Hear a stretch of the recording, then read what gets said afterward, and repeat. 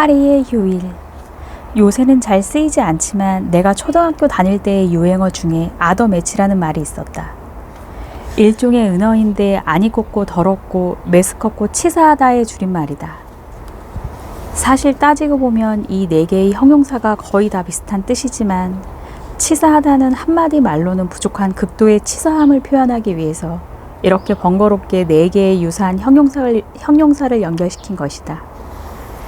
치사하다를 사전에서 찾아보면 남부끄러운 일이다의 뜻으로 나와 있는데 나의 우리말 지식 한계 때문인지 솔직히 그런 뜻이 있는 줄 몰랐다. 내가 치사하다고 말할 때는 원하는 무언가를 충분히 베풀어 줄 수 있는 상황인데도 상대방이 지나치게 거드름을 피울 때이다. 사람 사이에서 부대끼며 살다 보면 주변에 나보다 잘난 사람, 높은 사람이 얼마나 많은지 치사한 일이 한두 가지가 아니다.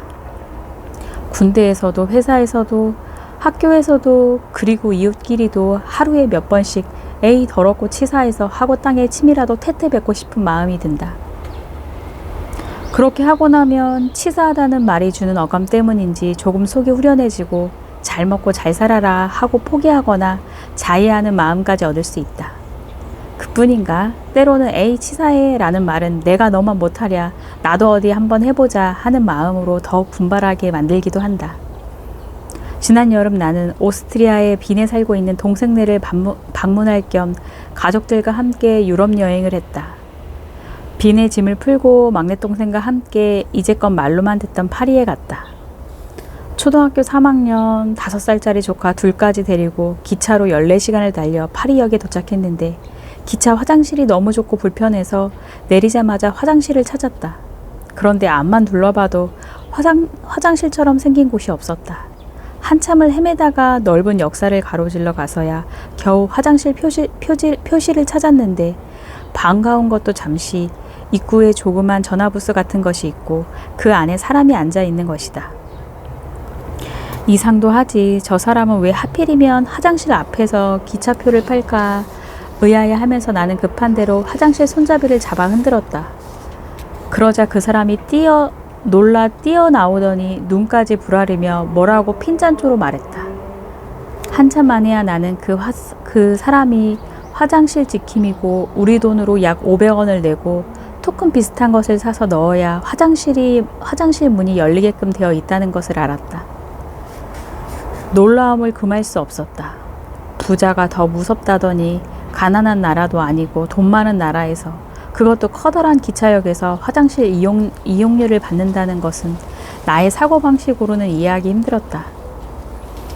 가방을 동생에게 맡기고 간지라 나는 다시 역을 가로질러 가서 돈을 가져와서야 겨우 문제를 해결할 수 있었다. 돈 없으면 화장실도 못 간다는 것 아닌가? 다른 것도 아니고 어쩔 수 없는 생리현상인데 화장실 앞을 지키고 앉아서 돈을 받다니 그렇게 치사한 일은 생전 처음이었다.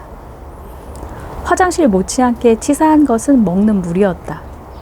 카페에서 식사를 해도 물 한 컵 공짜로 주는 일이 없고 작은 물병 하나에 우리 돈으로 4,500원씩이나 받았다. 기상 측정 이후 가장 더웠다는 이번 여름에 끊임없이 물을 들이키다가 알뜰한 동생이 한 가지 생각을 해냈다. 슈퍼마켓에 가면 물이 훨씬 쌀 것이라는 거였다. 그렇게 저녁 식사 후에 나와 조카들만 남겨두고 나간 동생이 밤늦도록 강간무소식이었다. 5살짜리 조카는 엄마를 찾으면서 울고 동생에게 연락할 길은 없고 혹시 강도라도 만났나 교통사고라도 당했나 아무런 연고도 없는 객지에서 나는 너무나 두려웠다.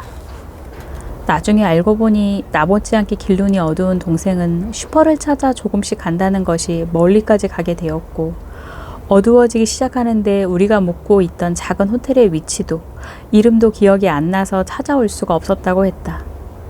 어쨌든 그날 밤 동생은 물 5병을 무슨 금괴나 되는 것처럼 가슴에 꼭 껴안고 4시간 만에야 돌아왔고 그야말로 우리는 눈물의 상봉을 했다. 그러나 무엇보다 치사함의 정수는 그들의 언어적 자만심이다. 길에서 영어로 말하면 알아듣는 사람이 거의 없는 것은 물론이고 택시를 타도 영어를 할 줄 아는 기사가 별로 없는 데다 루브르 박물관에서도 작품에 영어 제목 하나 붙어 있지 않다. 관광 수입은 수입대로 챙기면서 자기네 나라 오려면 자기네 나라 말을 배워오라는 심산이다. 그런데 사실 치사하다는 말에는 그 대상에 대한 부러움, 나 자신의 처지에 대한 자격지심이 담겨 있다. 유럽의 명소들을 돌아다니면 나는 감탄하지 않을 수 없었다. 그 웅대함, 화려함, 정교함, 아름다움은 나의 짧은 어휘로는 묘사를 불허했다. 우리 조상님들에게는 조금 죄송한 말이지만 석굴암과 첨성대는 그 규모에 있어서 비교가 되지 않는다. 어떻게 인간의 힘으로 저렇게 지을 수 있을까? 감탄이 저절로 나왔다. 다시 빈으로 돌아오는 기차 안에서 초등학교 3학년 조카가 물었다. 이모, 파리에도 개선문이 있고 로마에도 개선문이 있는데 왜 우리나라에는 개선문이 없어?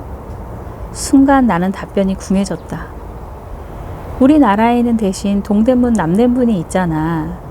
아, 그럼 동대문 남대문이 개선문이야? 아니, 개선문은 아니고 그냥 대문이야. 한 번도 남의 나라를 침략하거나 정복한 적이 없고 고래 싸움에 새우 역할만 했으니 개선문이 있을 리가 없지 않은가? 조금은 기어 들어가는 소리로 말하고 있는데 동생이 끼어들었다. 개선문이 뭐가 좋아? 힘없는 나라 침략해서 이겼다고 만든 건데 동대문 남대문이 훨씬 좋은 거야. 그리고 내가 크면 개선문보다 더 좋은 것 우리나라에 만들어. 알았지? 조카에게 말할 때는 무엇이든 교훈적인 내용으로 바꾸는 동생의 기막힌 재능에 나는 슬며시 웃음이 났다. 물 5병 안고 파리의 밤거리를 헤매다 이산 가족이 될 뻔한 것이 못내 억울한 동생의 교훈적 잔소리는 계속되었다. 너 치사하면 성공하라는 말 알지? 엄마가 비싼 돈 들여서 이렇게 유럽 여행 시켜주니까 나중에 훌륭한 사람 돼서 온 세계 사람들이 우리나라 찾아오고 너도 나도 할 것 없이 우리말 배우게 하고 그렇게 해. 알았지?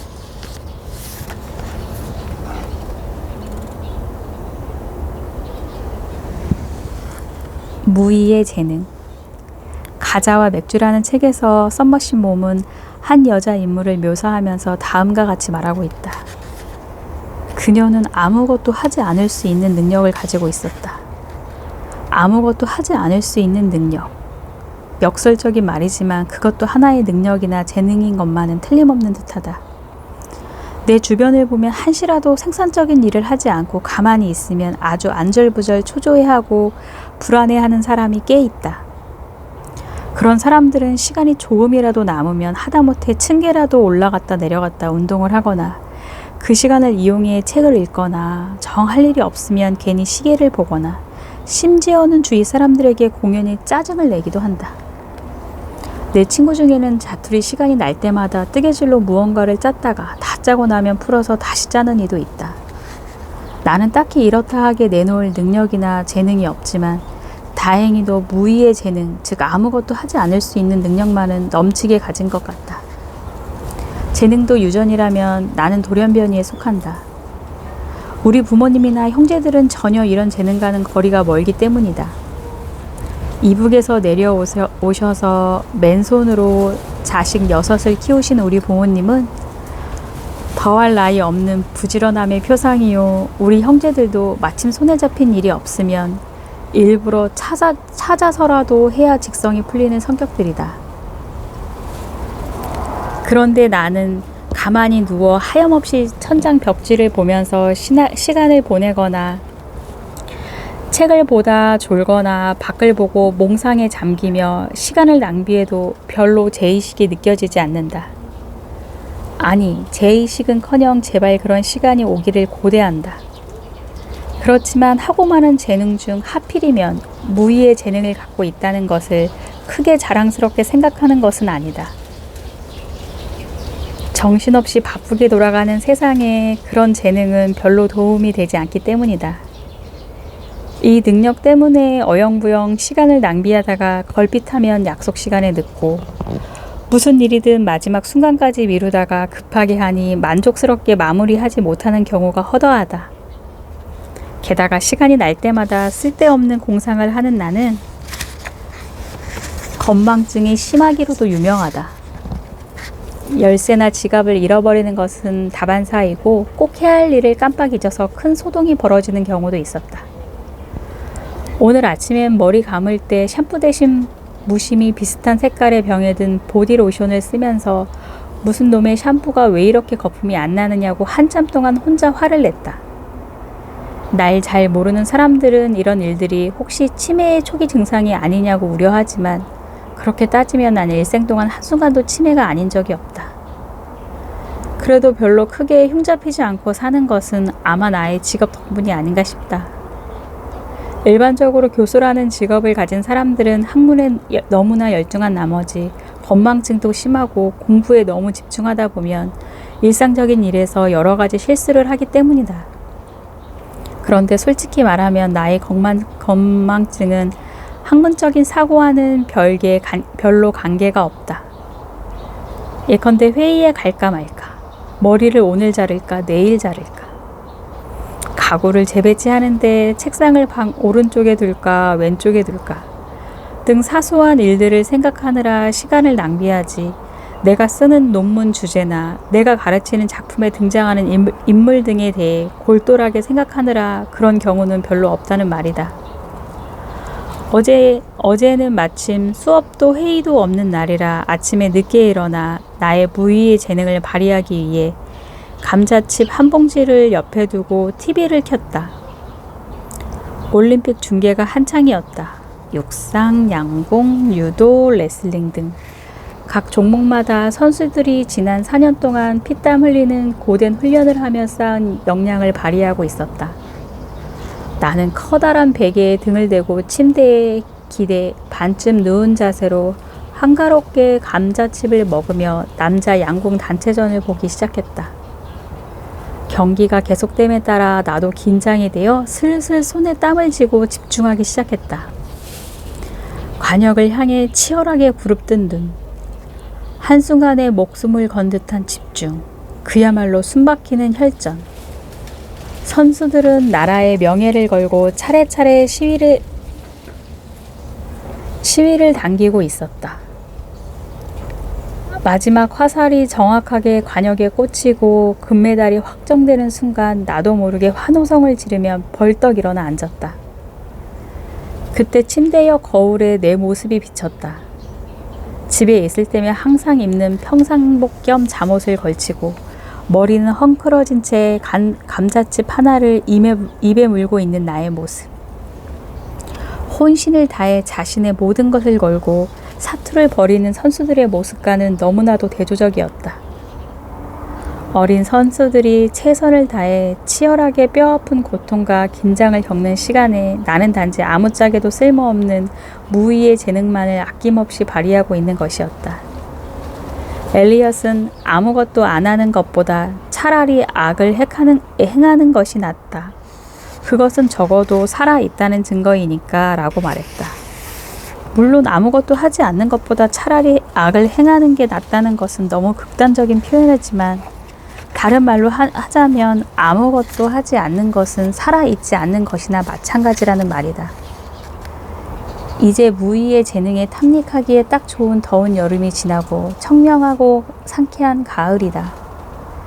선수들의 모습을 기감삼아 나도 자리를 박차고 일어나 무엇인가 부지런히 건설적인 일을 해봐야겠다. 우선 마감을 사흘이나 넘겨 급하게 쓴 이 글을 마무리한 다음 잠깐 누워 아무 일도 하지 않으며 좀 쉰 다음에